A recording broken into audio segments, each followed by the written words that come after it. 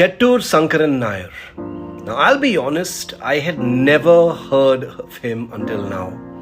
And I hazard a guess that most of you watching this haven't either, which is astonishing once you begin to join me in peeling back the layers of his life. And I'll tell you why I'm talking about him today. He was born in 1857, the year of the First War of Independence, in the Malabar region of present-day Kerala. A very sharp mind from the very start, he rose through the colonial education system and became, by all accounts, a brilliant lawyer, quickly distinguishing himself in the courts of British India.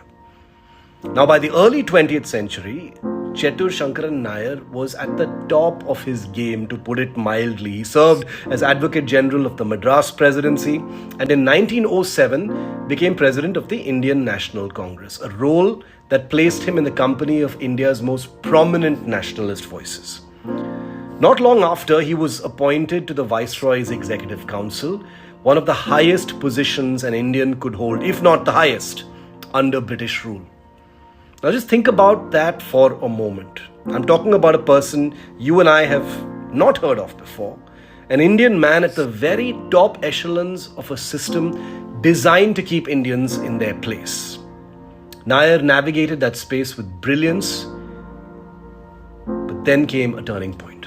1919, Jallianwala Bagh. The massacre of innocent Indians by General Dyer in Amritsar, an act so heinous that even hardened imperial loyalists winced. But what did Nair do? He didn't wince.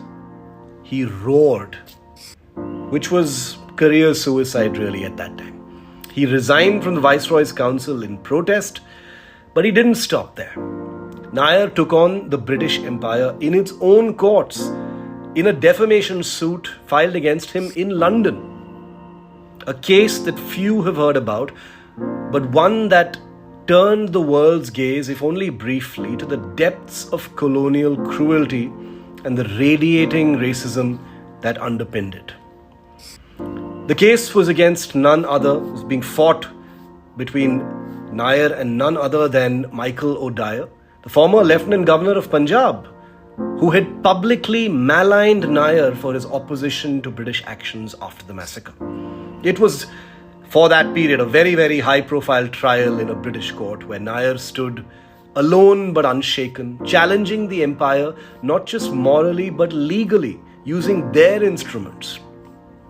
An Indian man, born under British rule, rising within its most powerful corridors, then standing in a court in London and saying, "This is wrong. Your empire is wrong."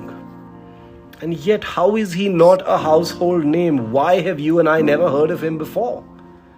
Why has Chettur Sankaran Nair all but evaporated from our collective memory? What does it say about the way we record our history and the people who get to write it? Have our heroes been chosen for us, handed down like an approved syllabus? Or is it that in a land with a history as dense, as contested, as layered as ours, heroes are strewn everywhere, hidden in plain sight? You just need to know where to look, and more importantly, want to look.